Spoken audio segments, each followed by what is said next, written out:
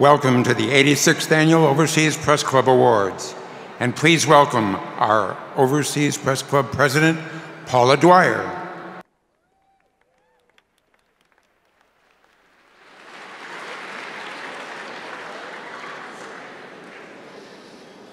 Hello, and a very warm welcome to the 83rd Annual Awards of the Overseas Press Club. 83, wow, we're getting old. My name is Paula Dwyer, and I have the special privilege of being the OPC president. Greetings to all the members and distinguished guests here tonight. Thank you for coming out. I know a lot of you had second and maybe third thoughts about coming. So I'm happy you're here, and the award winners are happy you're here. And we are being live streamed, so I want to send out a message to everyone watching, and especially journalists who may be watching. They continue to brave an epidemic, deadly conflicts, repressive laws, and many other dangers to bring the world to us. Thank you.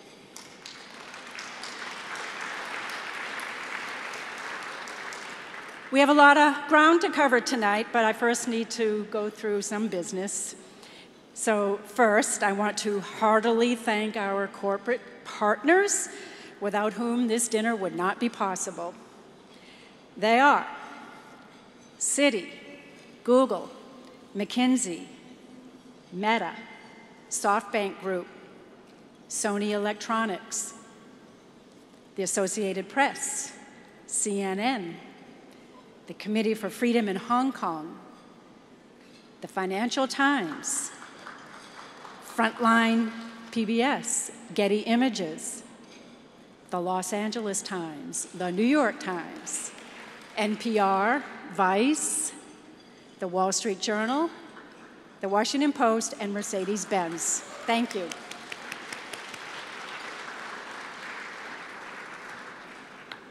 And a very special thank you to Reuters for that lovely pre-dinner reception. And to my own company, Bloomberg, for the post-dinner reception. So you can all meet us back out there after dinner is done. The party continues. This glamorous evening would not be possible without many hours of preparation and attention to thousands of tiny details. I want to thank OPC Executive Director Patricia Kranz, the great Patricia Kranz, sitting over there, for doing all the hard work that went into making tonight a success. Thank you, Patty, for your time, your dedication, and your good humor. We last gathered for a much belated dinner just 6 months ago. Thank you, COVID-19. And hopefully our next one will be right on schedule exactly a year from now. At that time, I spoke about how unusually difficult the year 2020 had been for journalists, and especially those who live and travel overseas to do their reporting. But it turns out 2021 and 2022 haven't been all that much easier. We're once again on journalism's front lines, reporting, photographing, podcasting, blogging, tweeting, and documenting these hard times. A horrific war on Europe's doorstep, a refugee crisis the likes of which we haven't seen since World War II, a never-ending epidemic caused by a shape-shifting virus, and the truly frightening effects of climate change from Antarctica to Alaska. Global journalists have been there to report on all of that, just as they had been when financial crises leveled economies, military coups overturned governments, famine decimated populations, and corrupt officials stole from their country's coffers. We haven't always been perfect at getting to the absolute truth, and we certainly aren't able to prevent the heart-wrenching events we cover. But we sure as hell can expose them, and hold up to the light the people and institutions responsible. And in doing so, sometimes we change the course of history. If that sounds like too much braggadocio, take a look at the Dateline magazine at your seats. You will see that this year's winners uncovered horrible conditions in Libyan detention camps, exposed the tragic cost of children in Yemen, revealed the exploitation of vulnerable migrant workers in the Dominican Republic, probed the hidden assets of government officials in offshore havens, and documented the willful destruction of Brazil's rainforests. Our winners also revealed the dangers facing climate migrants, painstakingly tallied the hidden deaths from America's drone warfare, and chronicled the shambolic US withdrawal from Afghanistan. The winner of one photography award, who must remain anonymous, gave us rare images of the street protests against the brutal junta crackdown in Myanmar. None of this was easy. Much of it resulted in reforms, or at least attempts to reform. Some was accomplished at great personal risk. And all of it is truly, truly impressive. Congratulations to all our award winners.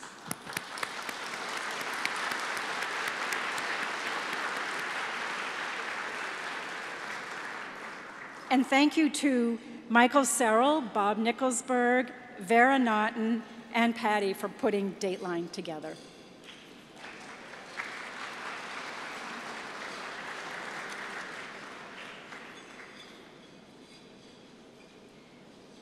We have a tradition at our annual awards dinner of lighting a candle in honor of those who have been killed, imprisoned, or harassed while in the line of duty. Tonight, we honor journalists from Ukraine, Belarus, and Russia who resisted and defied the withdrawal of press freedoms in their regions. I can't think of anyone who has put the principle of a free press ahead of her own personal safety and comfort more than Yulia Slutskaya.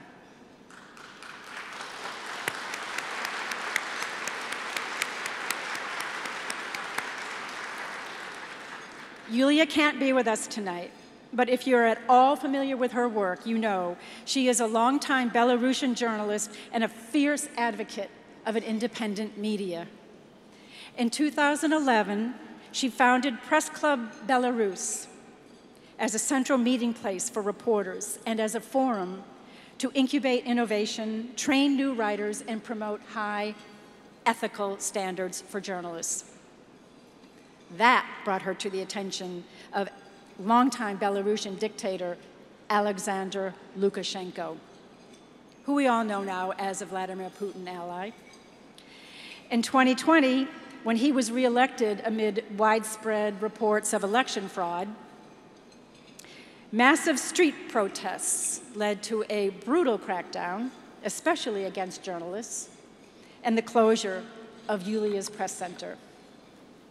As she was returning from vacation, she was arrested on manufactured tax evasion charges and held without trial for 8 months in harsh conditions. She was released in August only because her family paid a large sum of money. Last year, Yulia was named World Press Freedom Hero by the International Press Institute. She and her colleagues put together this short video. Please watch.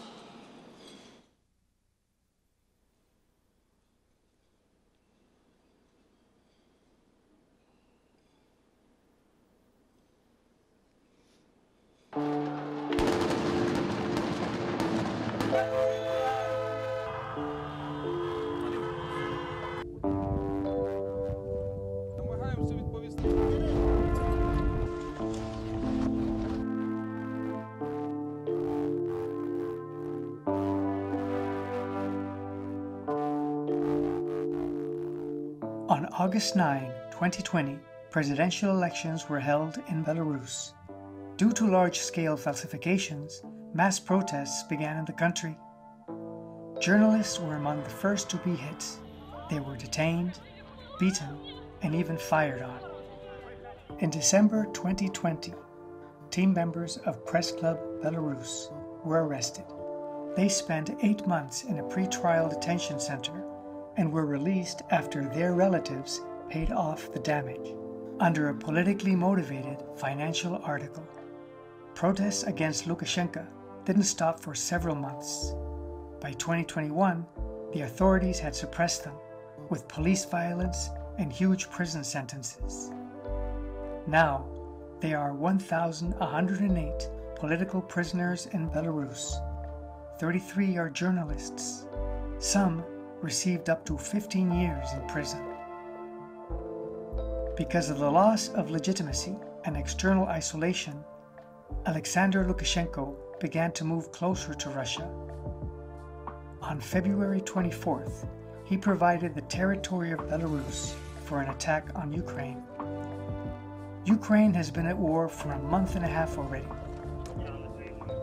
The number of civilian casualties is in the thousands.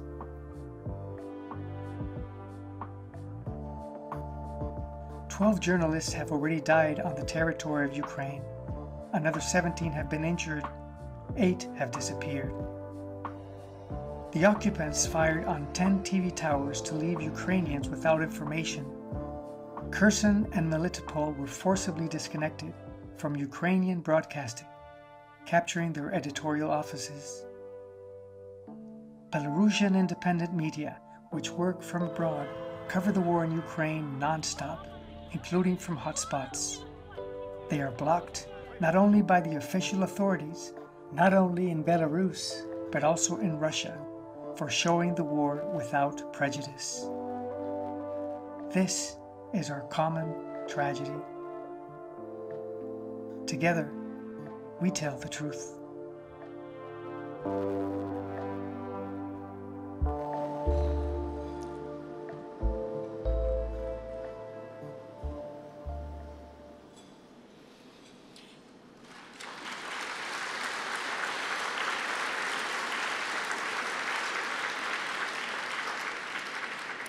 It's in Yulia's honor and that of all the jailed, harassed, and exiled journalists in Belarus, Ukraine, and Russia that we light this candle tonight, and then we'll have a moment of silence.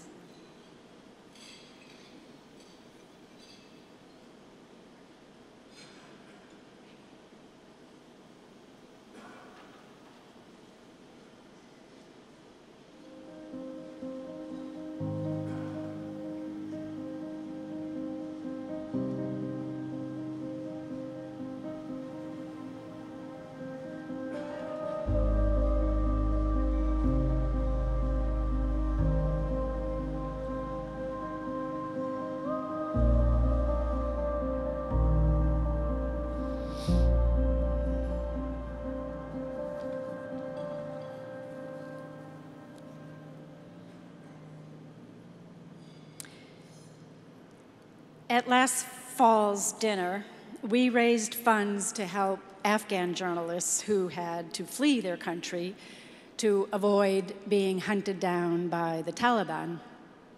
I'm pleased to announce that between what you all donated and contributions from 2 foundations, including a very generous one from the Ford Foundation, we were able to distribute more than $133,000 to Afghan journalists who are now refugees in the United States.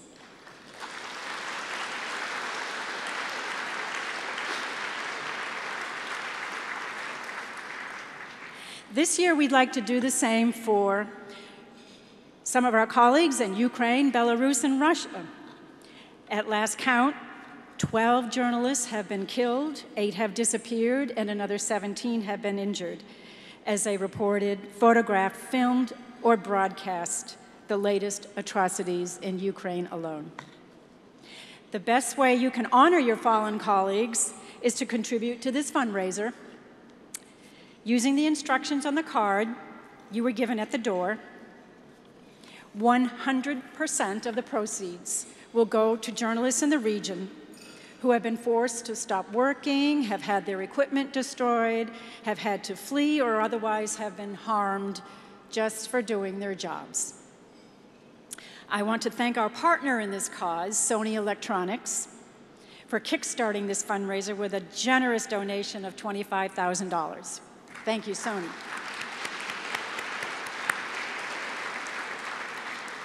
Other major donors, Newsweek and Brunswick, have pledged $5,000 and $2,000 respectively.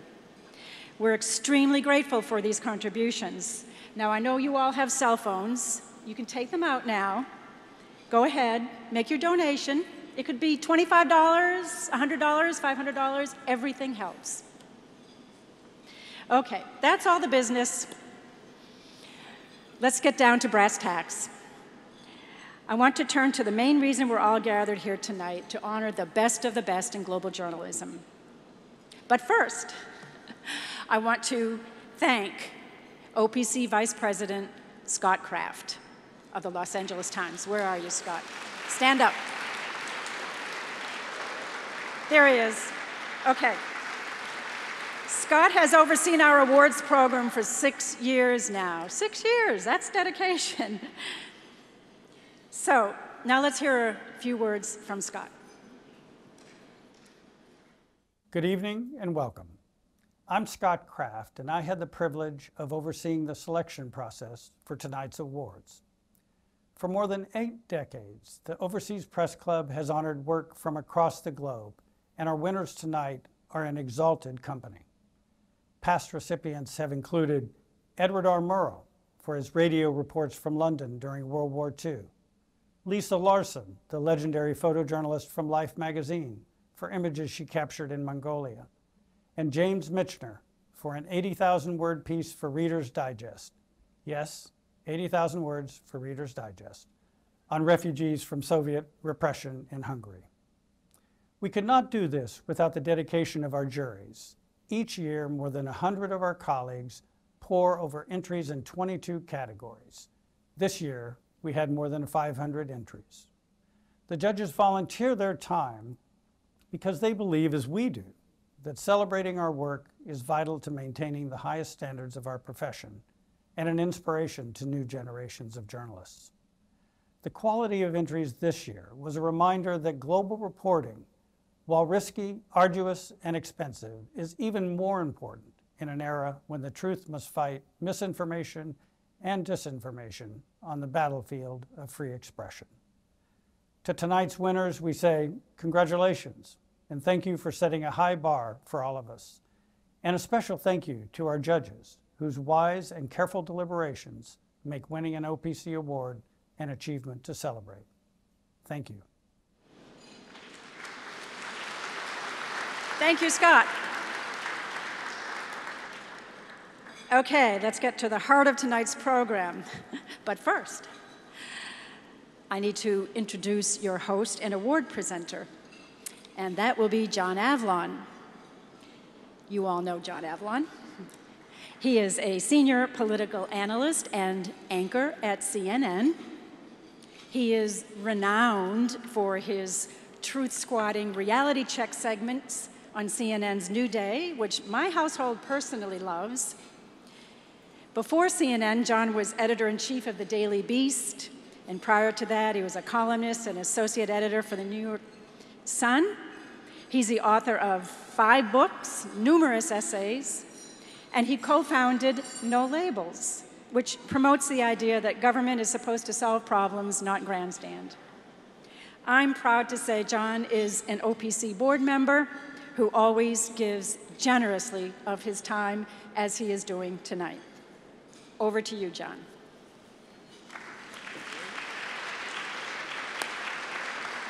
All right. It is great to be back, only 6 months after our last awards, and it's just good to see everyone in a room. This is a night where we do honor the best of us. Those courageous journalists who put their lives on the line to tell the stories of people half a world away. They shrink distance, overcome bigotry and ignorance, and highlight our common humanity by shining a light. And when you think about it, that's about as high a calling as exists. The journalists we're going to award this evening have richly deserved their honor, including some of my colleagues at CNN. Now, here's how the night's going to work, okay? We're not going to give out all 21 awards at once because that would frankly be painful. But each winner is going to come up as we intersperse it throughout the evening. We're going to have a video describing their work. Following the video, they're going to come up to the stage, receive their award, have their photo taken, bask in your applause, which I know will be generous. And if you want to follow along, it's going chronologically in the Dateline magazine at your table. So let's get this party started with the Hal Boyle Award. That's sponsored by Norm Pearlstein in honor of his friend Jerry Flint. It's for Best Newspaper, News Service, or Digital Reporting from Abroad. And the winner is the staff of the New York Times for the collapse of Afghanistan. The judges point out that earlier than many news organizations, the Times reporting detailed the precarious hold of the Ghani government had on the country and foretold the quick collapse of the Afghan security forces. It was also at the forefront of holding the Biden administration to account for its botched exit, particularly its high-impact forensic investigation that showed a U.S. drone strike on a suspected ISIS bomber was nothing of the sort. All this was accomplished against the unprecedented effort to get Times reporters and Afghan staff out of Kabul as the capital fell. Taken together, it was a model of covering a complex story in a dangerous environment, bringing to bear 2 decades of journalistic expertise in Afghanistan at the most important time. Let's watch the video.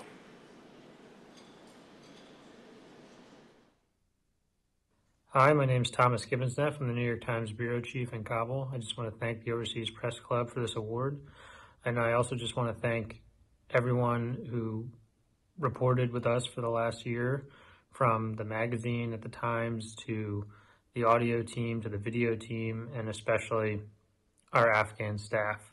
The North, South, East, West, every part of the country, Najim, Fahim, Sharif, Fatima, everyone who was a huge part of bringing this story together. My name is Fahim Abed. I used to work for the New York Times from 2016. I want to thank Overseas Press Club for recognizing our coverage of Afghanistan. And during my work for the Times, one of the major challenges I would face was the risk that we would every day tolerate through traveling to battlefields. But as our work was important, I accepted that risk. All right, New York Times team, come on up.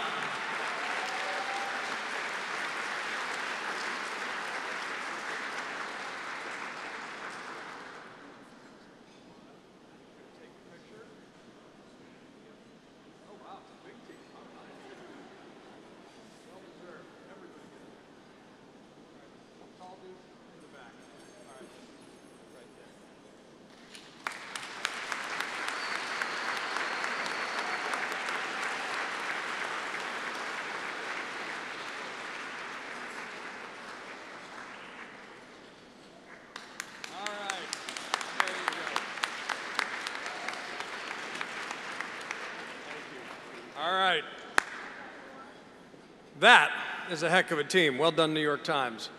All right, second award tonight, the Bob Considine Award, sponsored by Bill Holstein and Rita Several, is for Best Newspaper, News Service, or Digital Interpretation of International Affairs. And the award goes to Neil Munshi, who wrote The Consequences and Drivers of Conflict in West and Central Africa for the Financial Times. The judges said that Neil's stories combine the best of explanatory writing with meticulous on-the-ground reporting. He explained complex layers of power and the personal impact of conflicts in Mali, Nigeria, Burkina Faso, and the Central African Republic. At personal risk, Munshi traveled to dangerous and remote places, located and interviewed firsthand sources, including migrants, gold miners, kidnapping victims, and others caught in the turmoil that few casual readers have been able to comprehend.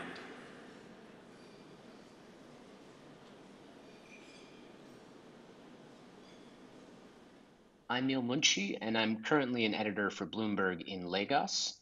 But for the last 4 years, I was the FT's West Africa correspondent.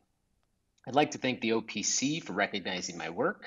I'd like to thank my editors, Orla Ryan, Tom O'Sullivan, and Murray Withers, and the fixers I was lucky enough to work with on these stories, Asige Dolo, Umar Zombre, and Musa Abdullahi. I also want to thank my wife, Sarah, for taking care of our family solo for huge chunks of time so that I can travel to do this work, which ain't easy when she has an incredibly demanding full-time job of her own. Finally, I want to thank all the people who were generous enough to share their often painful, often traumatic stories with me. Like everyone journalists interview, there was very little in it for them. So I just want to express my gratitude to all of the people I met in Nigeria, Mali, Burkina Faso, Niger, and the Central African Republic. Thanks. And Neil flew all the way from Nigeria to accept his award tonight. Give it up for Neil.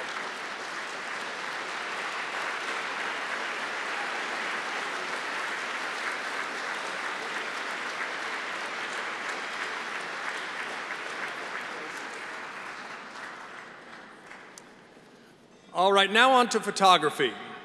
The Robert Capa Gold Medal for Exceptional Courage and Enterprise is sponsored by Getty Images. And the award goes to a photographer in Myanmar who works for Getty, but please be assured that they did not participate in judging this award. The photographer, however, must remain anonymous as protection against retaliation. But he showed great courage and dedication while documenting brutal military violence and unrest in Myanmar. Despite facing great risks, as a member of the press, the photographer stayed in Yangon as the junta cut lines of communication to the outside world, arresting and killing civilians who protested the return of military rule. The photographer sent us audio remarks. Even though we cannot see his face, we can see his photos and hear his voice.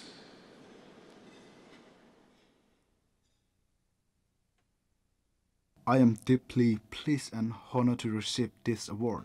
This award is not just for me, it is on behalf of all brave journalists and photojournalists in Myanmar. I'd like to express my sincere thanks to my editor Vivek. I have been working as a documentary photographer for 7 years in Myanmar. This work dramatically changed after the military denied the election results from November 2020, which had brought a second landslide victory to the civilian government, and citing Walter Ford seized power in a coup on February 1st, 2021. As a documentary photographer, it was important for me to document the historical movements and changes following the coup detected. I photographed in Yangon as the public protested peacefully and continued photographing when the military began violently cracking down with live rounds.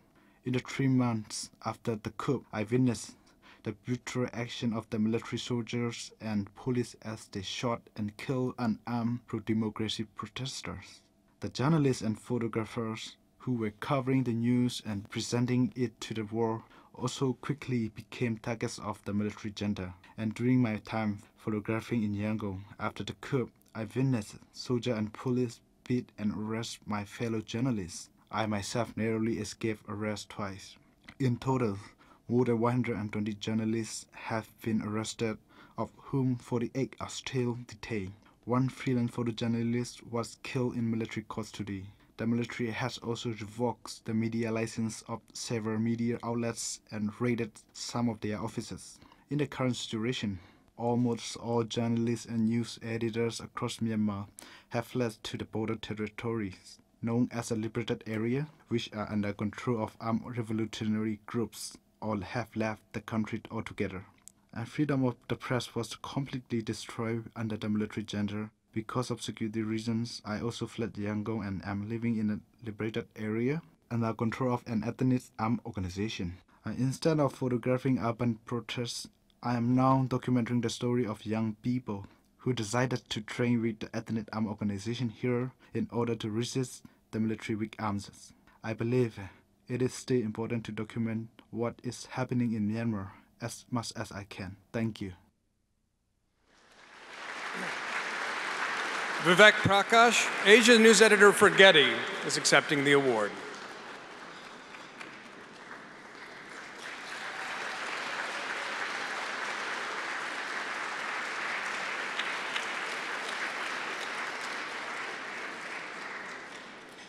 Great. All right. The Olivier Ribot Award, sponsored by David Ake, honors the best news photography from abroad in any medium. And the award goes to Fatma Shaber of Getty Images for 11 days of the Israeli-Palestinian conflict in Gaza. The judges said Shaber's unflinching reportage creates an important historical record of the physical, emotional, cultural, and psychological devastation of war for Palestinians, families, and communities in Gaza. Her raw report on the brutality of war is punctuated with tender moments of connection and mourning, with empathetic and tender eye for the quieter moments that speak to our collective humanity during times of conflict.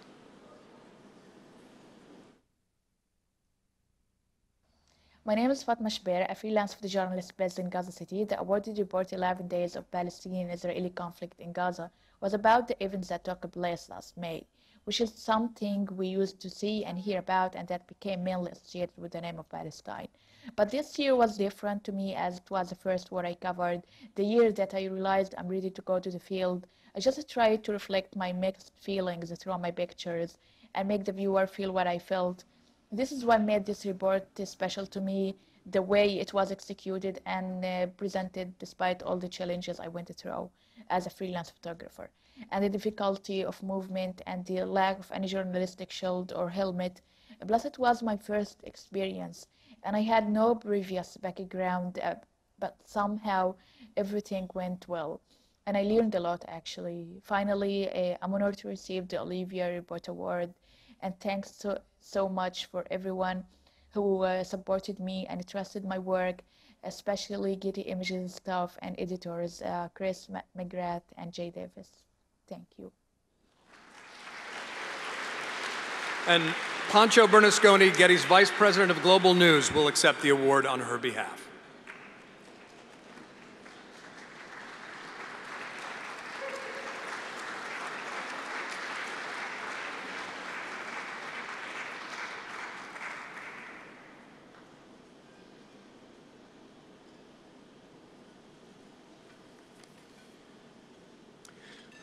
The award for Best Feature Photography on an international theme sponsored by Sony Electronics goes to Dan Baliti of the New York Times for Inside Ultra-Orthodox Jewish Communities During COVID-19. Baliti was able to gain intimate access to the Haredim community in Jerusalem and spent weeks documenting their lives through the pandemic. His images portray moments of tenderness and sorrow with empathy and respect. The judges called it a truly immersive essay on one of the year's most difficult topics.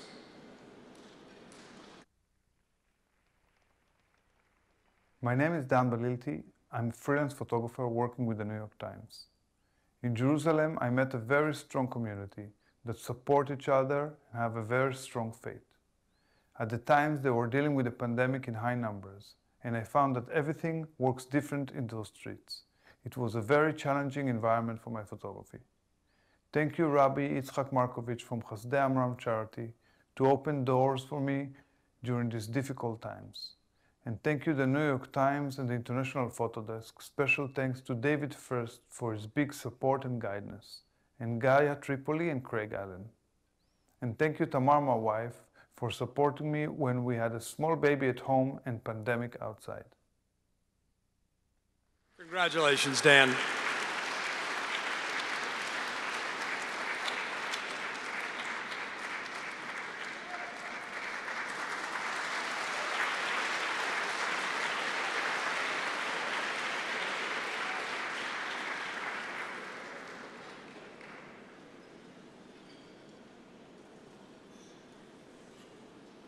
All right, now we are going to take a break for dinner. Enjoy yourselves, and we'll talk in a little bit. Cheers. Okay, we're going to keep going with the program while you keep eating. But maybe you could tone it down a little. Thank you. Thank you to everyone who has reached deep into their pockets to give to our Ukraine fundraiser tonight. We've had several people give $500 apiece. That's very generous. Please keep it up. All right, we're going to move on with more awards now, and I would like John Avalon to come on back up and enjoy the rest of your meal. All right, back to the awards. The next award is the Lowell Thomas Award, which is one of my favorites because if you're a fan of Lawrence of Arabia, Lowell Thomas makes an iconic appearance, but he really was one of the fascinating pioneers of radio. And this award is for Best Radio, Audio, or Podcast, and is sponsored by Deborah Amos. The award goes to Lauren Freyer, Shushmita Pathak, Diedrich Skanke, and Nishant Dahiya of NPR for India's Spring 2021 COVID-19 wave. This series took listeners into the everyday anguish of Indians living through a pandemic made worse by massive healthcare shortcomings. Their stories illuminated the politics and scientific issues affecting India's response. And despite living under lockdown conditions, these NPR journalists regularly delivered deep, nuanced stories told through the voices of ordinary Indians and the healthcare professionals trying to help them.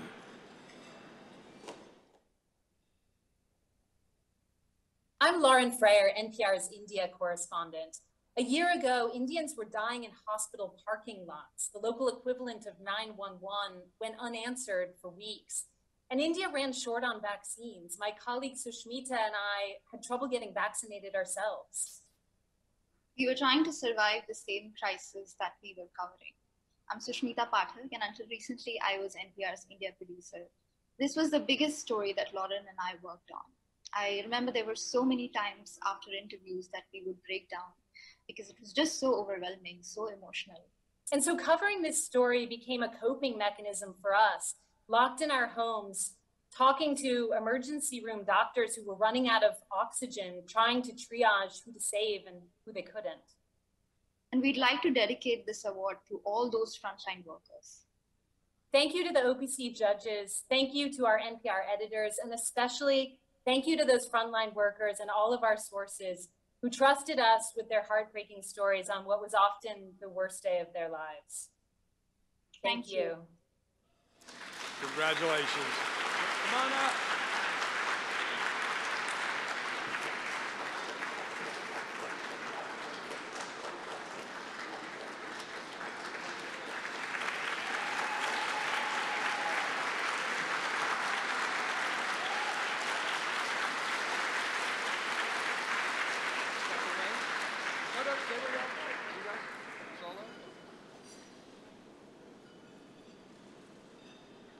Great.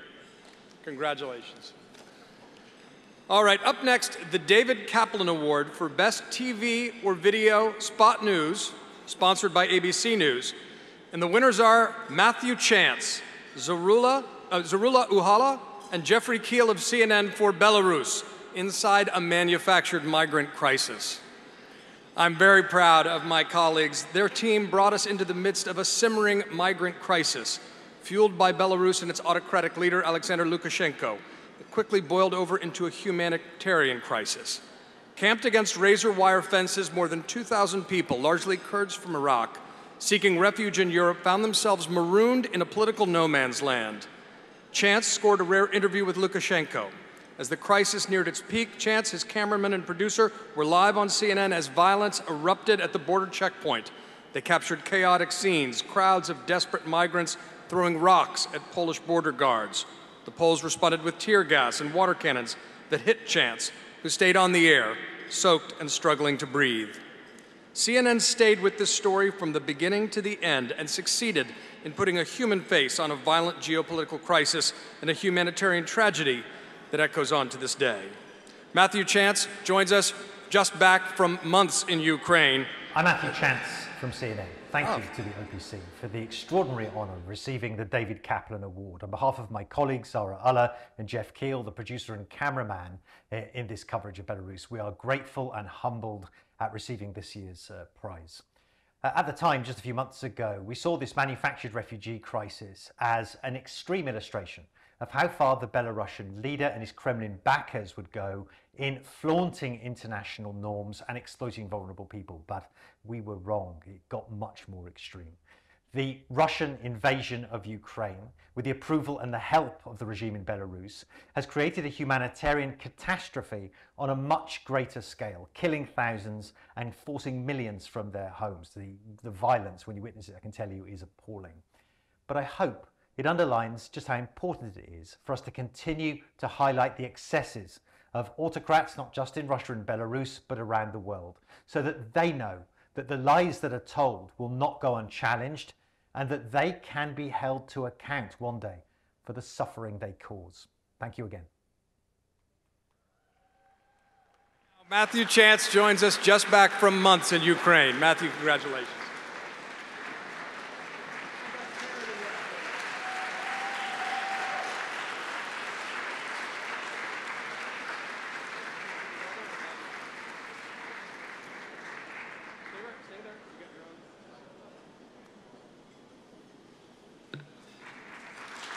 Very well deserved. Sometimes there is cheering in the press box. All right. The Edward R. Murrow Award, sponsored by CBS News, is for Best Documentary Under 30 Minutes. And the award goes to Isabel Young, Emil Gatia, Javier Manzano, and Ahmed Baidar of Vice News for Yemen's Children of War. This is the second year in a row that Isabel has won the Murrow Award. So how about that? The Vice team captured a complex, brutal war with deep humanity and powerful storytelling. The team conveyed the tragic cost of the conflict in just 18 minutes, portraying characters with insightful understanding. Yang's empathy succeeded in getting people on both sides of the war to open up to her, and the dogged investigation into one boy's death included the skillful use of drone footage and geolocation technology, while the background explanation of the war did not slow the pace. A former child soldier describing his trauma provided a poignant ending to the film. This is Isabel Young here from Vice News. Just wanted to say how incredibly grateful my whole team is and how incredibly proud I am of my team for this one. Amel Ghataffi and Ahmed Baidar for producing, Javier Manzano for shooting so beautifully, and all the support that we had back home, especially from Sean Stevens, Craig Thompson, Bev Chase, and Subrata Day. You know, Yemen's conflict has become one of the worst in the world over the last few years, and what our film, I hope, served to provide is just evidence for the fact that it's really those in power that are sacrificing the world's most vulnerable, in this case, Yemeni children, in order to preserve their own power. And I also hope that, you know, given that this is also one of the most overlooked and overshadowed crises in the world, that it'll serve to bring our global audience's attention to Yemeni people, and in this case, to the desperate cries of Yemeni children. So thank you very much. Amel is here to accept the award on behalf of the Vice team.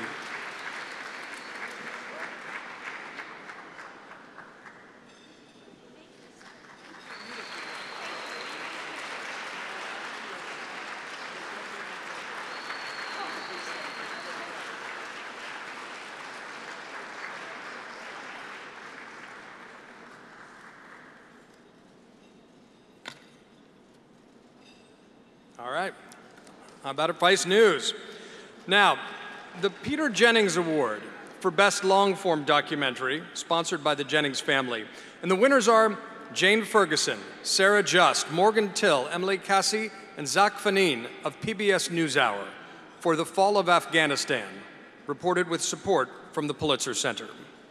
The judges said, in the years to come, the students of history will be able to look back at these PBS NewsHour segments from Afghanistan by Jane Ferguson and her team to understand what happened in the final year of America's longest war.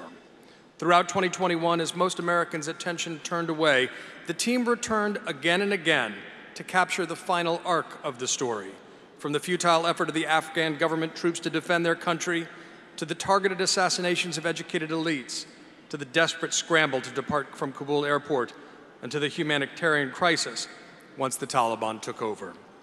Crucially, they relayed these events from the perspective of the Afghan people and the fighters on the ground, not from the safe confines of an American TV studio.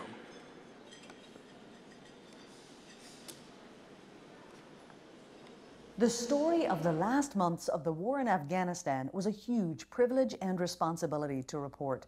Myself and the teams that I worked with felt the weight of that duty intensely. Doing the job well is a serious obligation we have to those we report to and on. And it's in that context that we are so deeply grateful to the Overseas Press Club of America for this honor. Putting together this series of trips and each and every story from Afghanistan in 2021 involved a mammoth effort by a wider team of remarkable journalists I'm grateful and proud to call my colleagues and friends. Eric O'Connor, Emily Cassie, Ali Latifi, Nasir Raheen, Aleem Agha, Zach Fannin, Ahmed Mengle, and back at the PBS NewsHour headquarters, Sarah Just, Morgan Till, and Layla Quran. Our work in Afghanistan throughout this last year has been in part funded by the Pulitzer Center. Without their generous financial support, we would not have been able to report so extensively, and all of us at the PBS NewsHour remain thankful for their continued friendship. And Jane is here to accept the award.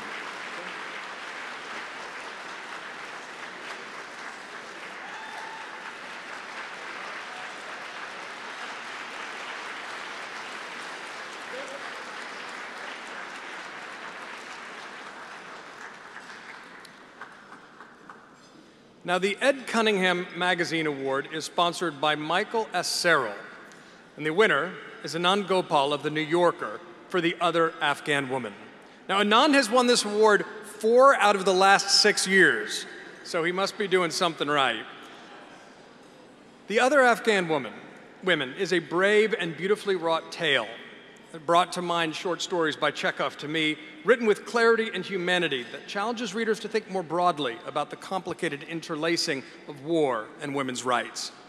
By speaking plainly about complex characters and the truth of their lives, Gopal introduced new, important, and sometimes uncomfortable dimensions into the U.S. discussion of how Afghan women have been affected by the waves of war. Hey, this is Anand Gopal from The New Yorker. This is actually not a hostage video, despite its appearances. Many people I'd like to thank for this wonderful award. First and foremost is my editor, Dana Zaleski, who helped shepherd this into fruition, as well as the great editorial staff at the magazine, including fact checkers Yasmina Syed and Stefania Teledrid. And of course, last but not least, I would like to thank all the women who took time out of their lives to speak with me. I was fortunate enough to interview close to 24 women, and sometimes they spoke to me at some risk to themselves, so I'm really grateful for that. So thank you very much. Congratulations, Anand.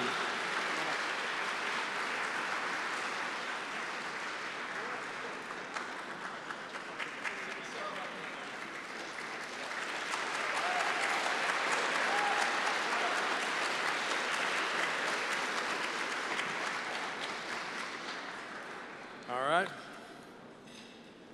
4 out of 6. That's some kind of like baseball, Sandy Koufax of the OPC. All right. Now we move on to the Best Cartoon Award, which is always a highlight of the program, and you'll see why up here. The winner is Michael Ramirez of the Las Vegas Review-Journal, and the award is sponsored by Mercedes-Benz. Michael Ramirez employs the full arsenal available to the visual satirist. He wields sharp caricature, pointed commentary, with slicing artistry, all with equal abandon.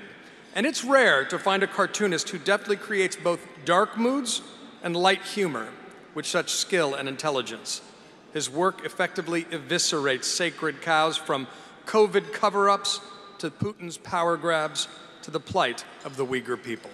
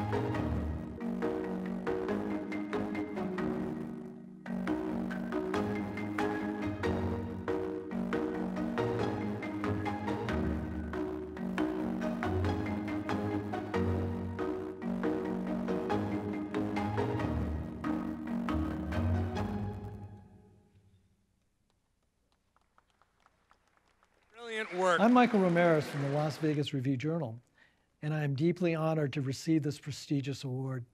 I'm so proud to be part of a great team of extraordinary journalists at the Las Vegas Review-Journal that puts out a great product every single day. While I'm humbled by this award, I can't take all the credit. I had a lot of help from a large number of nefarious regimes committing evil around the world.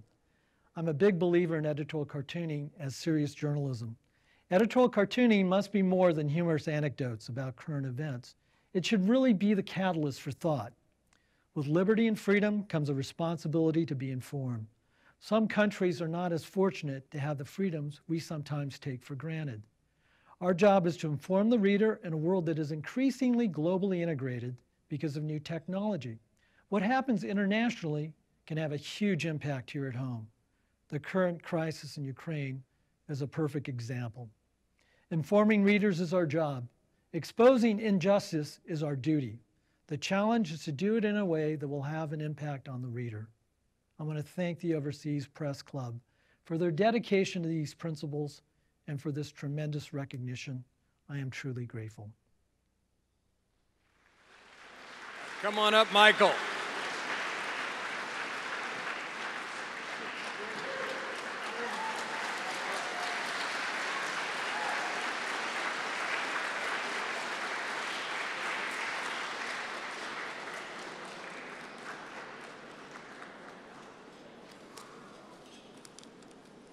Brilliant work.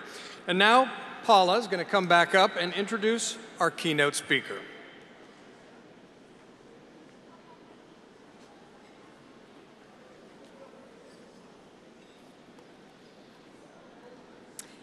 Okay, it is now an honor and a privilege to introduce our keynote speaker, Lulu Garcia Navarro.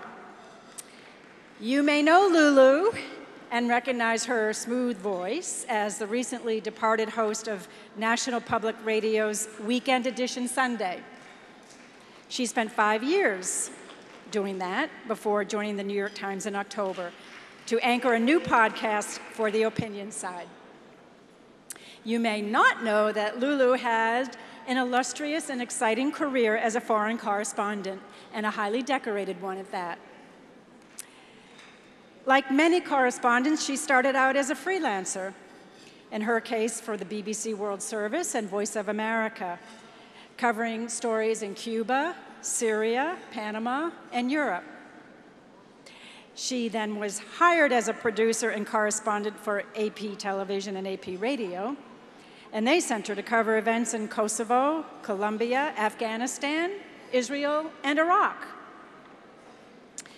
She joined NPR in 2004 as Mexico City bureau chief, and over the next 12 years, she was sent to Baghdad, Jerusalem, and Rio de Janeiro to oversee NPR's coverage.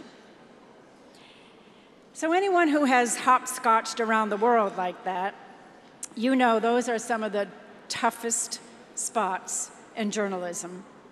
She covered the Israeli-Palestinian conflict and the 2011 Arab Spring uprising. In fact, Lulu was one of the first reporters to enter Libya as the uprising was gaining strength. Her coverage won numerous accolades, including the OPC's Lowell Thomas Award. When she became the host of NPR's Sunday morning news magazine, she was the first Latina to helm a flagship NPR show. Her new assignment at the New York Times seems a perfect fit. It involves exploring how people come to believe what they do and what happens when their beliefs are tested. Or to quote Lulu, where lived experience and opinion intersect. Ladies and gentlemen, please welcome Lulu Garcia Navarro.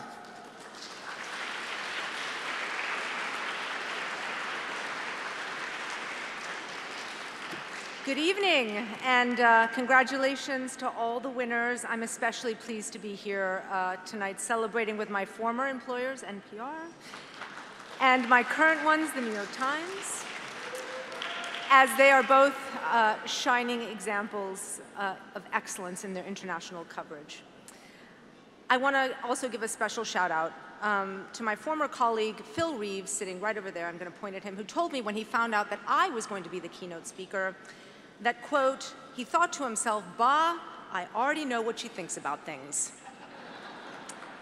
There's a saying in Spanish, nadie es un profeta en su propia tierra, which means no one is a prophet in their own land. And our friends keep us humble. Thank you, friend.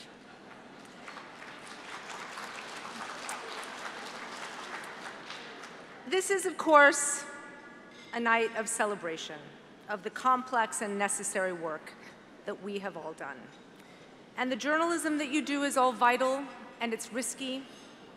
I am thinking especially tonight of the families of the journalists recently killed in Ukraine, and of all of those tonight in harm's way, not just in Ukraine, but in so many places around the world. The stories we tell, the stories that we're seeing tonight, are often so hard.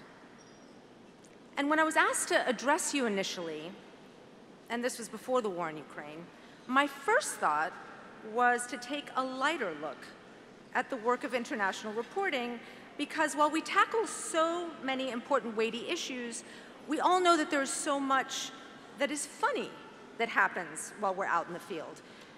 And I know this seems ridiculous now, Lulu, read the room, but this was really my initial thought. I was like, I'll tell some jokes. And I was thinking about this in particular because whenever I see a group of friends of mine from another former employer, the Associated Press, we always bust out laughing about how we bought a beat-up 1991 Humvee, a relic of the first Gulf War, to get us from Kuwait into Iraq in the second Gulf War. It was 10 years old, and it died right on the border, smoke billowing from its rusted engine as the US Army rumbled past us, and we sat there having to wait and wait for a tow to get us back to Kuwait City. It was humiliating, it was infuriating, it is now hilarious.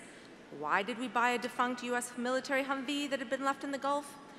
I don't know. It seemed like a stroke of brilliance at the time. It was not a stroke of brilliance.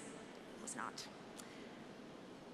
And I was just speaking to another friend of mine who came back from the reporting in Ukraine, and she skirted away from some of the difficult issues. See, I'm short. She skirted away from some of the difficult issues, and we told more funny stories about cars and misunderstandings. And it occurred to me that we were enacting a time-honored tradition among journalists who cover hard things. Touch lightly on the horror in order to cope. It's far easier to talk about the mundane or the absurd when we're suddenly thrust out of the violence and insanity of tragedy. It's easier to do that than to process what we've just seen and experienced. Tell a joke, an anecdote, and maybe we can think about it differently, maybe not make people uncomfortable with our painful stories. So I was going to do that. I was going to tell a story about war. It can be funny, right? Hilarious. It's a way that we try to deal with what we now know are the serious strains to our mental health in this job. And so that's what I'm going to talk a little bit about tonight, because I think here as journalists, we often tell other people's stories. That's what we're tasked to do. But we don't think about and talk about what happens to us when we tell these stories over and over again. I want to acknowledge that there can be a perceived shame to even talk about journalists' mental health when people are being slaughtered, when the problems of the world, so aptly highlighted in all the coverage honored tonight, is ongoing. Why should we talk about the mental anguish of journalists who choose to cover these things instead of highlighting the suffering of those who are the victims of circumstance? When I was first diagnosed with PTSD, it was a few years into the Iraq War. I had at that point been continuously covering the conflict. I had been in Afghanistan, Israel, Palestine during the Second Intifada. I was living in Iraq, witnessing their unfolding civil war. And I began to notice that while I was in Iraq, I felt fine. I felt centered. I felt totally in control. it was only when I left that suddenly the panic attacks would come. I'd be walking down an American city and I'd feel a sense of dread, like something terrible was about to happen. I withdrew from social occasions, I was angry, life felt flat. I only felt fully alive when I was in mortal danger. Back then we didn't talk about those feelings to our peers and much less to our bosses. Stories started coming out about PTSD in American soldiers, but it took a while for journalists to see that maybe this condition applied to them too. And you know, eventually I did seek treatment quietly. I'd seen that journalists who had publicly acknowledged their struggles had been sidelined in other organizations or worse. So I was given advice to sort of process it, like previous conflict reporters had done, through drinking at the bar and telling funny stories, and I did that. I became a kind of accidental advocate on journalists and mental health. One of my friends in Iraq wrote one of the first articles on the subject, and I gave her an interview on my experience. And I didn't really realize that things that get written in major publications follow you around. Who knew? Because it was then novel to talk about it. It made it onto my Wikipedia page. I have one. Then people wanted to interview me about it, and I was asked about it in job interviews too. And as I started talking more and more about post-traumatic stress disorder, I realized that the stigma was never going to go away if I wasn't prepared to talk about it openly and honestly. We've come such a long way since then. Most reputable news organizations have some kind of support for the mental health of their staff. And that can include therapy. That can include peer networks and crisis hotlines. Managers are now sending out emails about taking care of yourself. Mental health breaks, especially after the pandemic, are now a thing in some places. And this is all incredibly welcome. And I'm getting somewhere with this. But here's my second story about mental health. Because we all know that war zones are the most extreme places that you can be, but the mental health issues of journalists don't only come from there. Lots of therapy and many conflict zones later, I was the host of a national show when the pandemic hit. And I worked in an office. I didn't work in a battlefield. But suddenly the world stopped. We became isolated. And meanwhile, in my job, I felt I had to filter all the grief and the fear and the pain of the whole country. My own community of Latinos was being hit incredibly hard by COVID. I felt like I had a mission to help, and I poured myself into it because that's what we do in a crisis, right? We kind of bear witness, we explain, we help people understand what is happening. It gives us meaning. And things just got worse and worse. I was having conversations through my job with grieving families, with people who had lost their jobs. I was going into pediatric ICUs where children were close to death, and it took its toll incrementally. Over time, things got darker and darker, and by last summer, I was in a full depression. And despite all the help that was ostensibly available to me, it is true that when you are suffering from a mental health crisis, you are often not in the right frame of mind to help yourself. You think you can write it out, that somehow it will get better, and again, there's this shame. And I'll say I felt it tonight when I was coming up here to talk to you. This shame in admitting that you are suffering when the whole world is suffering and many so much more than you. So I'll ask this question again, why would I be talking tonight about the mental health and the mental anguish of journalists to you all? Because I'm thinking right now of a new generation of journalists for whom Ukraine will be their first conflict. I've been talking to some of them. And I'm also thinking about those of us who have seen conflict and tragedy many times. Some of you are here tonight. It actually doesn't matter when it comes to how we cope with our jobs, how much experience you have or don't have. Even for someone like me, who had researched and been treated for PTSD, it seemed ridiculous to complain or confide last year about what I was feeling, especially to my colleagues who were also going through their own struggles. And as journalists, we bear this particular burden to continue to absorb and process the pain we see, but to also be dispassionate and impartial too, to talk to a mother who has just seen her child murdered, to a family who's lost everything, and then to write about it, and the next day to do it all again. To pretend that everything's fine when it may very well not be. I just want to leave you with this thought. I am here to tell you that it is normal to have the very human response of feeling pain, of suffering, when you report on suffering. You can get help and feel better. Eventually, I did and do feel better. I made constructive changes to my life. So as I want to impart this message to us journalists first, which is, as we embark on this very uncertain year, make sure you are taking care of yourself. Make sure you are supporting your colleagues who may need help. Reach out and get the help you need, even if it means simply confiding in a friend. Because I've been so public about my experience, I've had many, many journalists reach out to me over the years to talk about what they're experiencing, and it has helped them understand a lesson I keep having to learn, which is, do not suffer alone.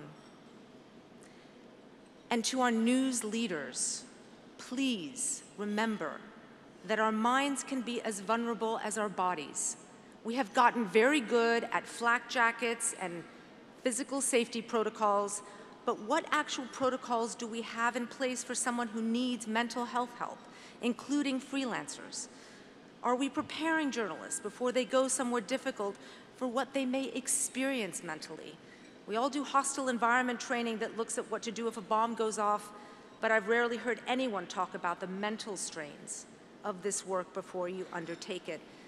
And how can we support local journalists who may be experiencing trauma in a completely different way? It has been some time since news organizations have had to staff a sustained and brutal conflict like the one in Ukraine. And I can tell you it will take its mental toll. But remember, it is not just war that can wound us. As exemplified in the incredible work tonight, journalists are constantly interacting with crisis and trauma. So, as the world is entering this dangerous new era, we must cover it, but we must also take care of the minds of the people who are also covering it. And so, no joke, congratulations to everyone, and thank you.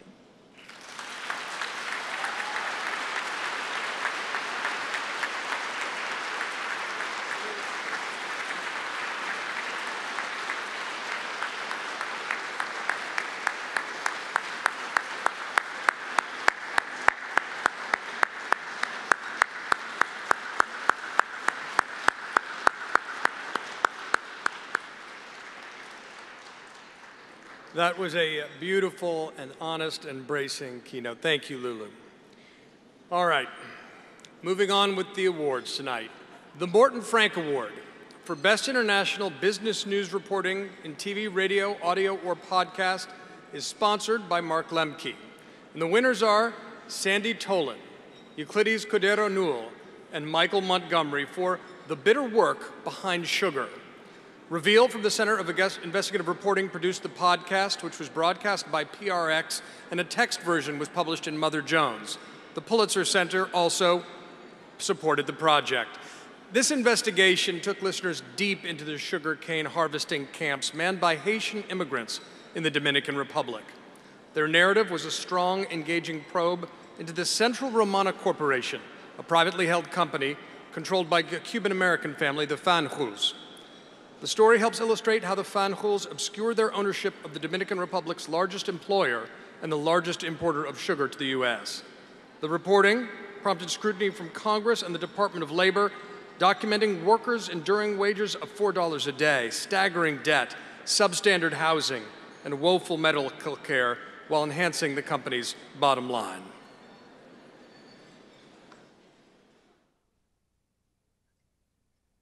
Hi, I'm Sandy Tolan. Our 2-year investigation followed the sugar supply chain from the bags of Domino's sugar and Hershey bars in U.S. grocery stores tracing much of it back to a vast Dominican Republic plantation partly owned by Florida billionaires. There, Haitian workers live in crumbling houses with no electricity. In the cane fields, scores of workers suffer herbicide contamination. Old men without pensions cut cane into their 80s. Families face massive debt schemes, trapping them in a permanent cycle of poverty. Thanks to our editors, Michael Montgomery and Clint Hendler, and most of all, to the tenacity and courage of my reporting partner, Euclides Cordero Noel. Good evening from Dominican Republic. I'm Euclides Cordero Noel. As a Dominican journalist of Haitian descent, I feel so proud of reporting to the world the harsh conditions in this work camp of misery in the middle of the sugarcane. Since the last century until today, in many ways, little has changed. The benefits go to the large corporation, such as Santa Romana, but the workers earn as little as $4 a day. I came from one of these communities. I admire the people's spirit and determination, and I hope the work can help improve their lives. And for those reasons, despite the serious difficulties that I personally had to face as a result of this investigation, I'm grateful and happy that our work has such impact. As a young journalist, it's an immense honor to receive this award. Thank you all. A special thank you, my colleague Sandy and the entire Reveal team for believing in me. Thank you. And Sandy is here to accept the award.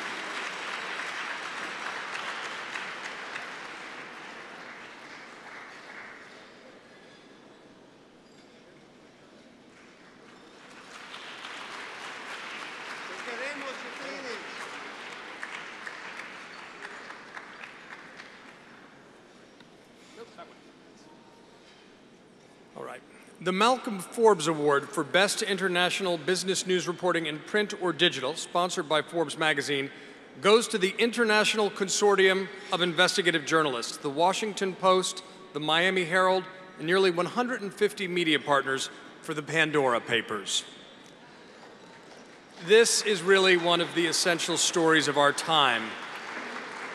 The judges called this another tour de force by ICIJ, bringing together journalists from dozens of news organizations to rummage through a treasure trove of more than 11 million leaked documents, showing how money and power and inequality operate in the 21st century.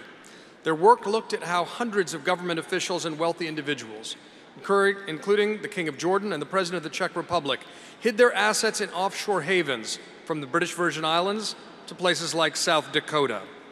The judges were impressed by the scope and impact of the project, which toppled politicians and inspired legislation to crack down on money laundering. Good evening, I'm Fergus Hill, Managing Editor of the International Consortium of Investigative Journalists. On behalf of ICIJ and our partners, among them notably the Washington Post, I wanted to express our deep gratitude to the Overseas Press Club for bestowing the Pandora Papers investigation with the Malcolm Forbes Award. ICIJ obtained the trove of more than 11.9 million confidential files and led a team of more than 600 journalists from 150 news outlets that spent 2 years sifting through them. In an era of widening authoritarianism and inequality, the Pandora Papers investigation provides an unequal perspective on how money and power operate in the 21st century. By some estimates, close to 20% of Russia's wealth alone is stashed offshore. ICIJ and its partners together shone a bright light into this darkest of places, and we are honored and we are humbled by your wonderful recognition of our efforts. Thank you so much. And Mike Howard and Brenda Medina of ICIJ are here to accept the award.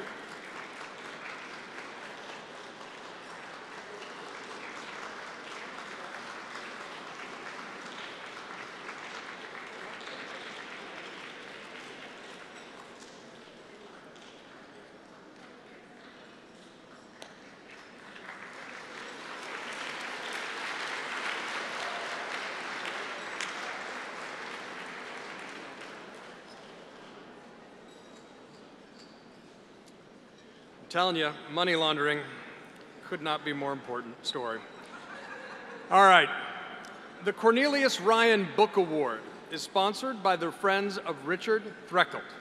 And the award goes to Joe Parkinson and Drew Hinshaw for Bring Back Our Girls, the untold story of the global search for Nigeria's missing schoolgirls, published by HarperCollins.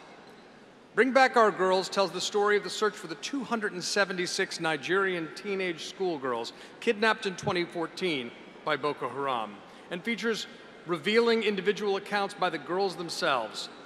But the book, the judges say, is about much more. The power of social media to galvanize international attention around a crisis, the lengthy global negotiations needed to free the girls, the cultures and motivations of Boko Haram and the Nigerians themselves.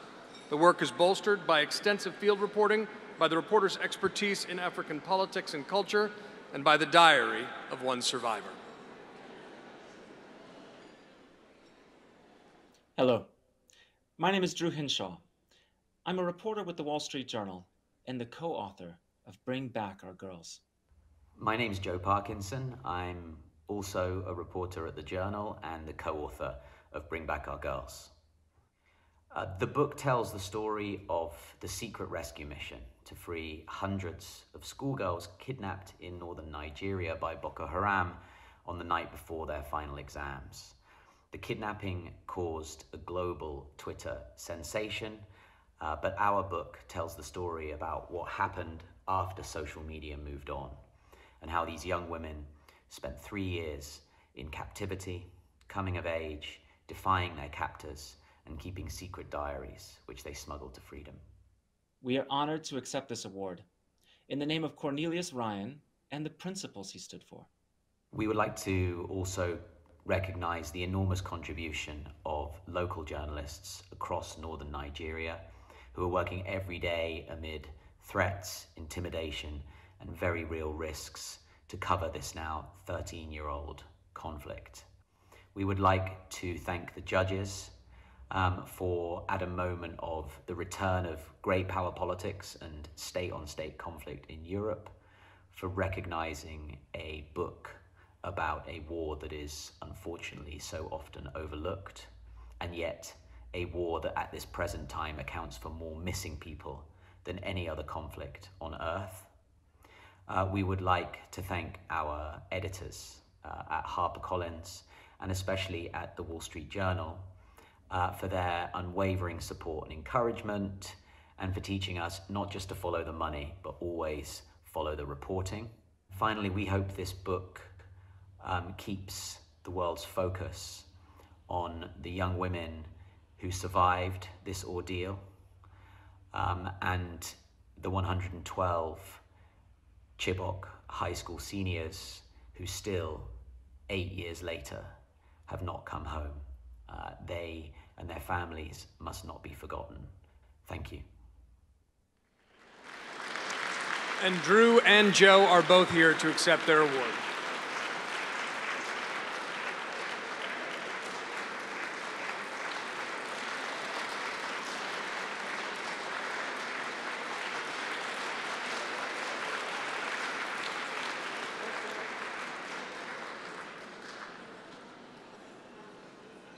All right.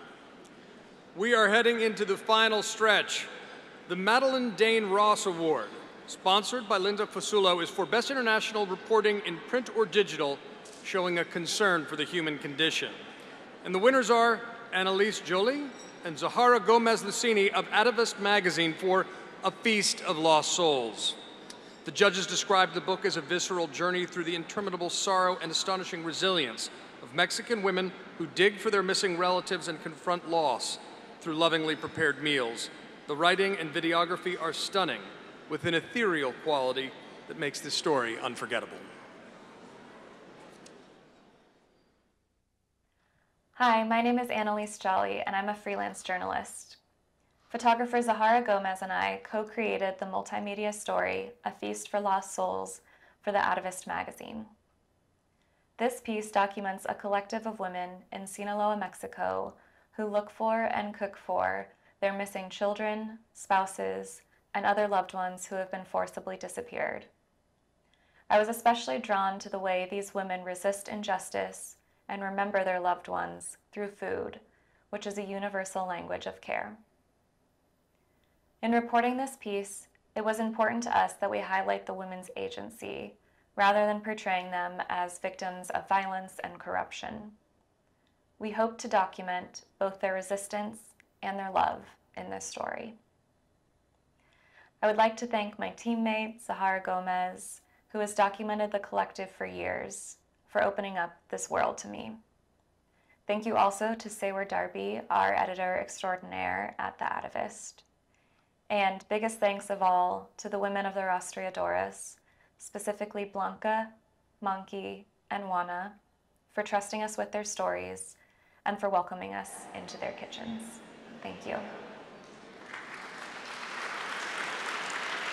Annalise and Zahara could not be here in person, so we will mail their certificate to them. Up next, the David Andelman and Pamela Title Award, sponsored by David and Pamela, is for Best International Reporting in the Broadcast Media, showing a concern for the human condition. And the award goes to David Mora, Chica Gonzalez, Jose Flores, and Craig Thompson of Vice for After the Flood. Vice devoted a full year to following the journey of Renato, a Guatemalan who lost everything in 2 back-to-back hurricanes in the mountainous region of Alta Verapaz. In 2020, Renato and 3 other migrants embarked on a 1,000-mile-long trek to the United States. Vice tracked their harrowing path through Mexico, where they endured kidnapping and the demands of corrupt police officers and violent cartels. Only 3 of the migrants made it to the United States. Renato was forced home. After the Flood portrays global climate migration at its most intimate level, documenting migration and its devastating intersection with violence and organized crime.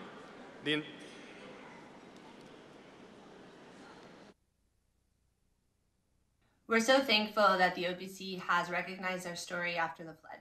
We want to thank everyone at Vice News tonight, including the leadership. Craig Thompson, Mara Lucefi, Nikki Egan, Subrata Ve, and Jesse Angelo. We're incredibly thankful to our editor, Jose Flores, who took our footage and helped us turn it into a beautiful story. And most of all, we really want to thank the people that allowed us to follow them and trusted us in one of the most difficult moments in their lives. Renato, Yancy, Edgar, and Heriberto, thank you. And the entire team is here, so give it up.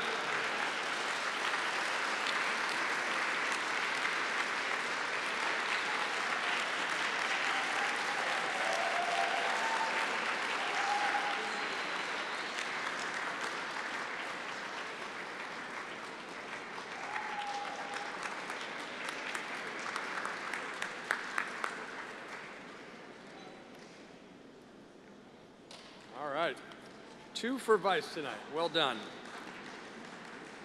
The Joe and Lori Dine Award for Best International Reporting in any medium dealing with human rights is sponsored by Philip Dine. And the award goes to Ian Urbina for The Secret of Prisons That Keep Migrants Out of Europe, published in The New Yorker in collaboration with the Outlaw Ocean Project. At great risk, Ian exposed the horrors of Libyan detention camps where African migrants are held as they attempt to travel to Europe. Through a tacit and unsavory agreement, the European Union essentially pays Libya to catch and imprison migrants so that Europe does not have to face the problem at its borders. The result is a network of semi-hidden camps run by different Libyan militias where migrants are beaten, tortured, sexually abused, sometimes randomly shot, and denied basic rights. Urbina's arrest, described in the middle of the article, adds drama to his searing, long-form piece. My name is Ian Urbina. I'm the founder and director of the Outlaw Ocean Project, which is a nonprofit journalism organization in Washington, D.C. I guess I'd just like to list some names of people that I owe gratitude to, both my wife, Sherry Rusher, but also David Remnick and Nimal Ames Scott from The New Yorker, and my team at the Outlaw Ocean Project, Joe Sexton, Pierre Qatar, Maya Doles, Joe Galvin, Holly, Hoffa, Ren, Maya, Marcella, Stephen, China, and Charlotte. You know, look, these people not only are the reason we ultimately were rescued from Libya after reporting the story, but they're also the reason that we were able to turn a brutal experience into a piece of journalism that was nuanced and rigorous and high impact. And for that, I'm forever thankful. Congratulations, Ian.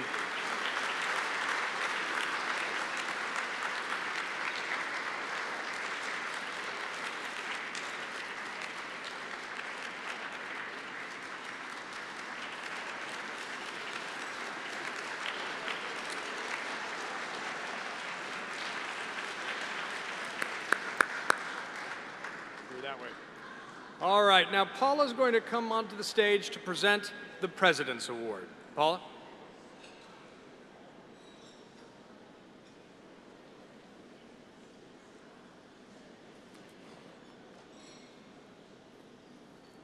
As our keynote speaker so eloquently reminded us, journalism isn't for the faint-hearted.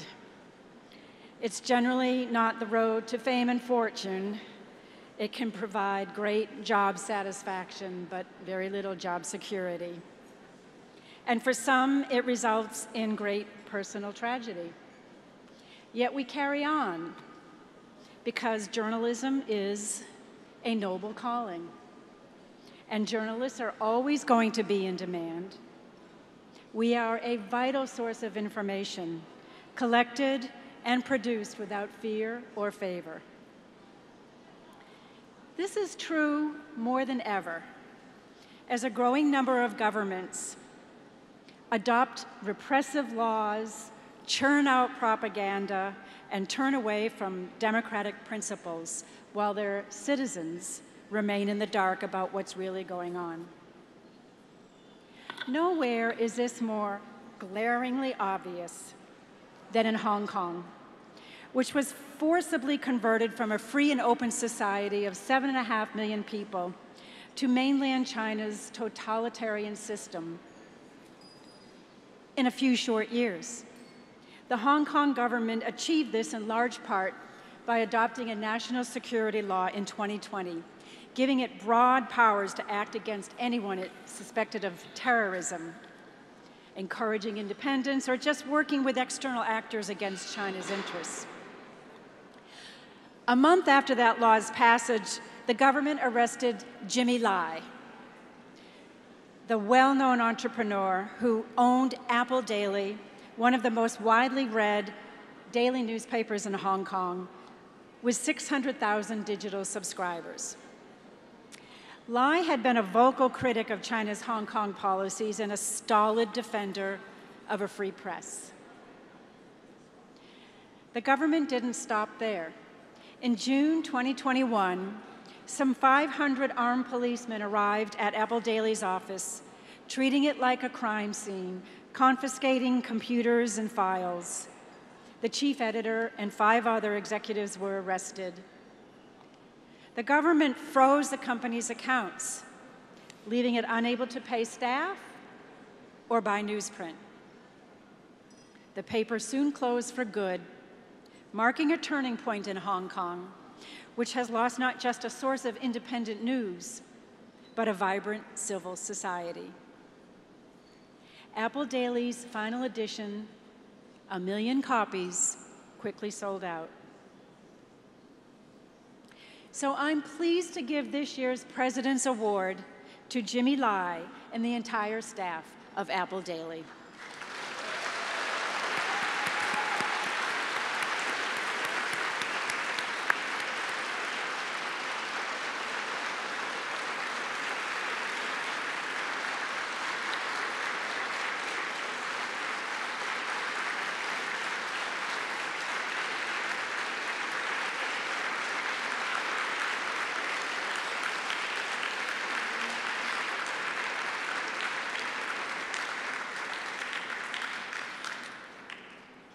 This is in recognition of an unflagging commitment to free press principles and of bravery and fortitude in the face of the Hong Kong government's harassment, staff arrest, and forced shutdown.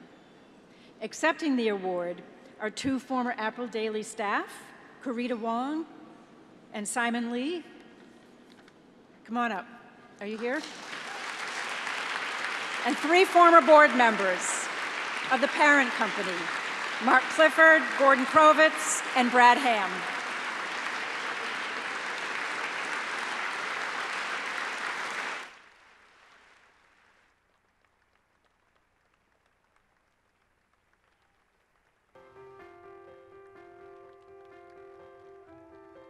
The story of Apple Daily shows both the importance and power of journalism and the unrelenting effort by authoritarians to stop a free press for millions of readers. Jimmy Lai was an unlikely person to lead Hong Kong media. As a young boy, he arrived on the island as a stowaway from the mainland. He worked in a garment factory, moving up to management, and then as the creator of a highly successful fashion brand. After watching scenes from Tiananmen Square in 1989, he decided to build a pro-democracy media company. He hired several thousand journalists and production workers, and Apple Daily became a world symbol of freedom. The crackdowns came slowly and then suddenly. Advertisers backed out after being threatened. Jimmy kept the paper alive with his own personal funding. The worst attack on freedom came in summer of 2020 with a new national security law that threatens the future of Hong Kong itself. Jimmy was arrested within 40 days. He remains in prison today. In June 2021, police raided Apple Daily with nearly 500 officers. They arrested the editor and other executives. Finally, authorities cut off all access the company had to its own money. There was no way to survive. Apple Daily printed its last issue in 2021. 1 million copies were printed. They sold out within a few hours. A remarkable voice went silent in Hong Kong, but we should honor the journalists for their courage and commitment to freedom.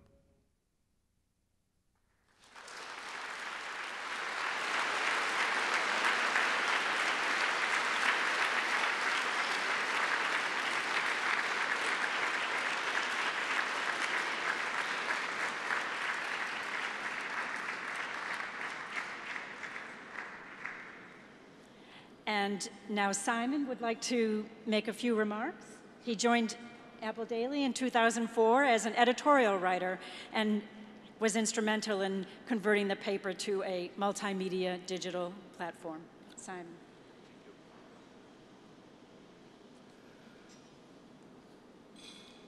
June 24th, 2021, 9 months ago, we printed 1 million copies of this. This is one of them. Thousands of people waited outside our printing press. They knew it had to be a while before they can see Apple again. We had 600,000 subscribers. I know a lot of them refused to remove the apps from their phone, hoping one day it might miraculously start updating again. Tonight, I would like to take this opportunity to honor our 7 colleagues who are now in prison for freedom and truth. Zhang Kim Hong, our Chief Executive Officer and also the publisher. Chen Pui-man, she is our Deputy Publisher. Lo Wei-Guang Ryan, he is our Editor-in-Chief. Feng Wei-Guang, he is our Editor-in-Chief for the English edition. Yang Qingkei, he is our editorial writer. Lam Menzhong, who is our Executive Editor-in-Chief. Last but not least, my mentor, my hero, Jimmy Lai, who is the founder, the chairman, and also a writer who wrote 1,000 pieces since 1990s and pissed off the Communist Party. So, guys, for the time being, we cannot update our app. So here's one small favor I ask of you. Please continue to follow, to cover Hong Kong on our behalf, so people in the world, in Hong Kong, can know what is going on. Thank you very much.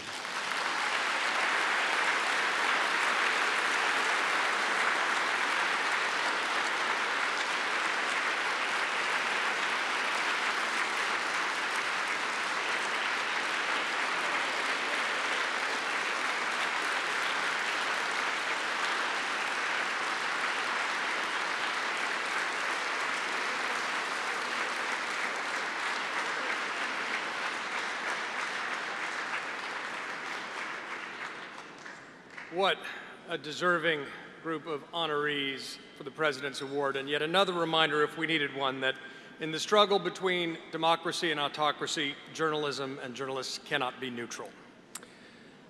All right, we're down to our final three. The Whitman Basso Environment Award is sponsored by Robert Sirio, and the winners are the staff of the New York Times for Race to the Future.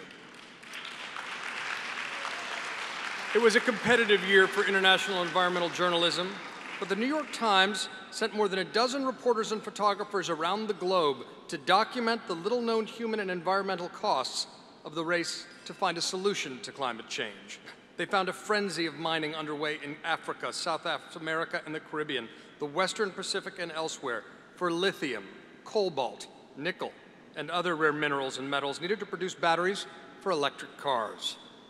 The disturbing series showed how a key element of the so-called clean energy revolution, the push to phase out gas-guzzling cars and trucks, relies in part on child labor, government corruption, and deadly pollution in some of the world's poorest countries. The 7 stories, crisply written, vividly photographed, and extensively documented, drew attention at the White House and led to the ouster of an allegedly corrupt senior official in the Democratic Republic of Congo.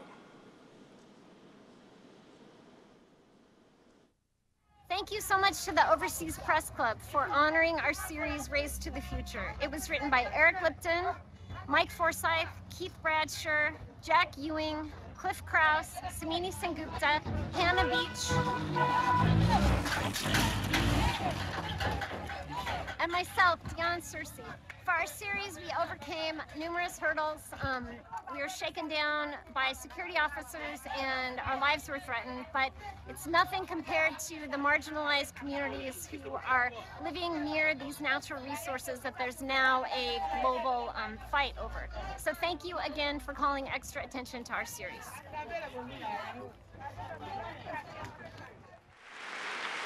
And Dion and several members of her team are here.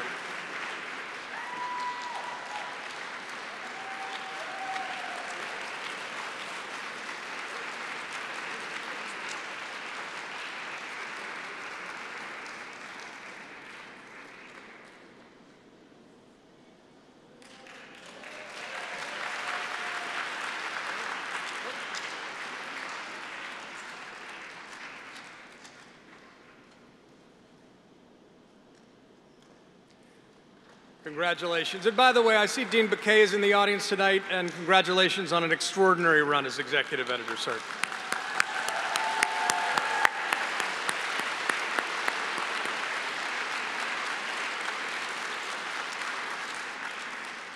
The Robert Spears Benjamin Award for reporting on Latin America is sponsored by Lori Hayes. And the winners are Jake Spring, Stephen Eisenhammer, Mussolini Marciano, and their colleagues at Reuters for the Brazilian rainforest. The 7-part package is a blend of investigative reporting, vivid writing, data analysis, and explanatory journalism enhanced by compelling graphics. It exposed not only President Bolsonaro's signature response to the destruction of the Amazon rainforest, sending in the army, as a costly failure. The series also documented his work to incapacitate the country's system for fining environmental offenders. Reuters journalists delivered a nuanced portrayal of the Amazon's indigenous tribes as they choose between conservation and development. and their reporting underscores the outsized impact that Brazil's management of its rainforest has on the global challenge of climate change. Stephen Eisenhammer and Jake Spring, and also on behalf of Wesley Marcelino for Reuters. The Amazon is the world's most important rainforest, and the environmental rollbacks under President Bolsonaro are the biggest threat to the jungle in over a decade. We wanted to tell this story from every possible angle, so that meant looking at the government's actions and failures, and also at the science of what's at stake for the rainforest and for the world's climate. One of the biggest challenges was getting sources to speak to us at great risk to themselves about the botched military operation to contain the destruction, as well as a government that was often hostile to the press. Another challenge was the sheer scale of the Amazon, with tremendous distances to travel to remote areas where the presence of loggers and land grabbers often meant reporters were unwelcome. This work wouldn't have been possible without the help of loads of people. In Brazil, our bureau chief, Brad Haynes, our regional editor, Dan Flynn, and all the editors that helped us along the way, Paulo Prada, Katie Daigle, the late Carrie Howard, who we miss very much. On the photo side, Gabrielle Fonseca Johnson, Julia Dalrymple, and the entire enterprise team and the graphics team, and all the photographers and the videographers that worked with us in the field. We'd like to thank all of the sources who just took risks to speak to us, and especially Iwalapichi, who opened up her tribe's celebration to us and also shared their fears about the future. The winners could not be here tonight, but Paulo Prada will accept the award on their behalf.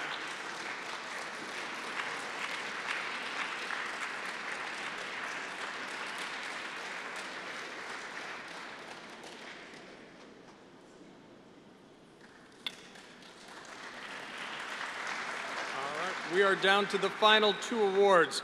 The Kim Wall Award for Creative Digital Storytelling, sponsored by Paula Dwyer, goes to Max Birack, Dylan Moriarty, and Julia Ledour of The Washington Post for Africa's Rising Cities. The judges called the series a beautiful interplay of writing, photography, video, and interactive data graphics that give immediacy and urgency to an overlooked subject without falling into easy tropes about Africa. It resonated with those who lived in Africa and those who have no clue what the cities on the continent are actually like. I will also say it is an exemplary vision of data journalism. It is clean, it is elegant, it is informative. Between the existential threats caused by climate change and the current future global pandemics, understanding the projected population growth of these 5 major African cities is fundamental to the future of public health and climate security.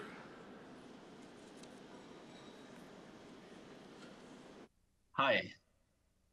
The project that's being awarded, Africa's Rising Cities, was the epitome of a team effort. That's why you're seeing many faces here, even if just 3 are on the award. More than a dozen of us at the Post, as well as 5 fantastic freelance photographers and 1 videographer, and truly many, many others, brought a wealth of talent and ingenuity to the project. We did it because too few of our readers can picture the diversity and dynamism of African cities, and too few have pondered Africa's centrality to our urban future.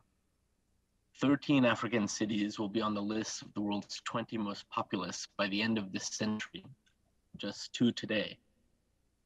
More than a third of the world's population will be in Africa. Far too little attention is paid to this historic transformation.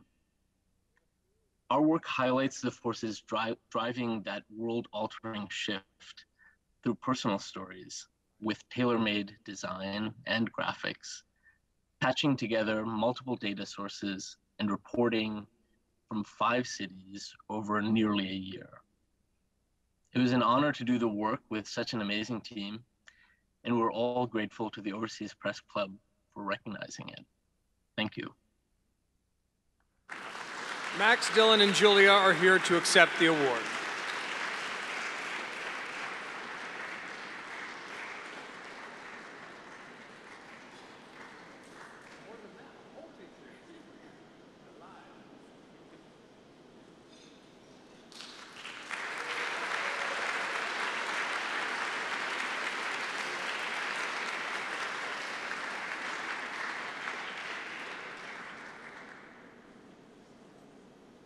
Really great.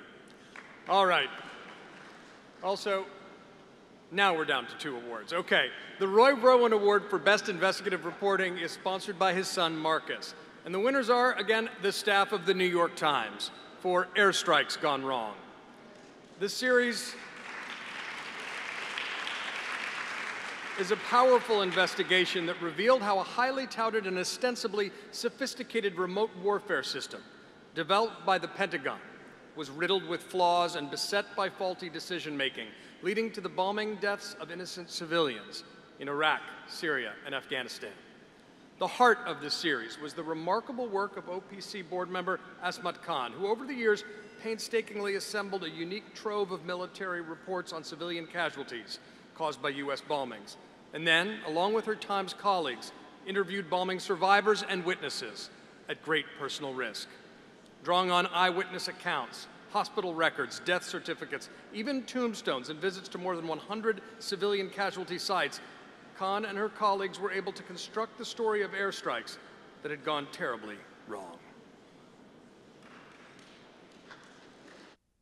My name is Asmat Khan, and I've spent much of the last 5 years investigating the impacts of U.S. airstrikes around the world, obtaining thousands of pages of formerly secret military records, visiting the sites of more than 100 civilian casualty incidents in Iraq, Syria, and Afghanistan, and spending time with survivors and their loved ones who've been most affected by these wars.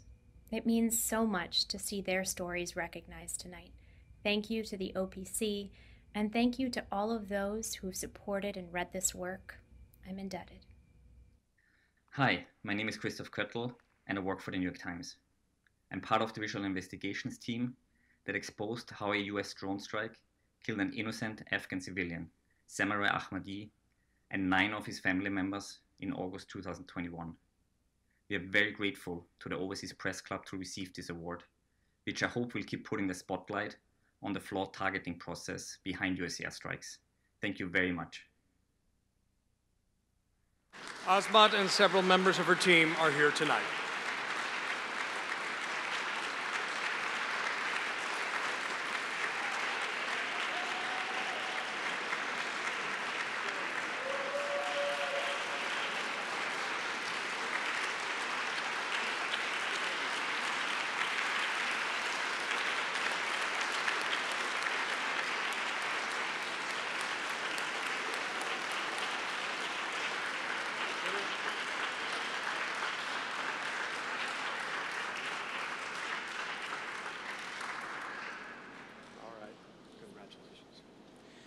The last award is the Flora Lewis Award for Best Commentary and is sponsored by Deirdre Depke and Ciro Scotty. And the winner is Rania Ayub of the Washington Post for The New World. Now, democracy is under attack around the world, but not least in India, a country that likes to bill itself as the world's largest democracy. Often at grave personal risk, Rana of the Washington Post has called out Prime Minister Modi's systematic persecution of the Muslim minority. As one juror noted, her stories are truly frightening, and India's slide into religious nationalism does not get nearly enough attention. One quote from her columns jumped out at me. Quote, "Anyone paying attention knows that India is rapidly declining into an authoritarian cauldron of communal hate and polarization, where every sensible voice is being systematically silenced and intimidated." Sounds familiar. Hi, this is Rana Ayub. I'm the global opinions writer at the Washington Post. I'm really excited to be receiving this award for the simple reason that the times that we are living in, awards like this are a shot in the arm. I've just arrived for a journalism festival and have had to get a court order to just get here, and that speaks volumes of the kind of intimidation and harassment journalists are facing in India right now. And my story, especially my opinion pieces in the Washington Post, reflect the new reality of India that is sliding into majoritarianism and fundamentalism. And it's extremely important for me to document what's happening in India on a day-to-day basis. I'm so glad I can speak to each one of you. I'm so glad I have a voice and a platform and have the privilege of speaking to each one of you. It's a tough time in the history of the world. Journalists are the new enemies of the state. We have to be together. We have to fight this. Thank you for having me. Congratulations, Rana.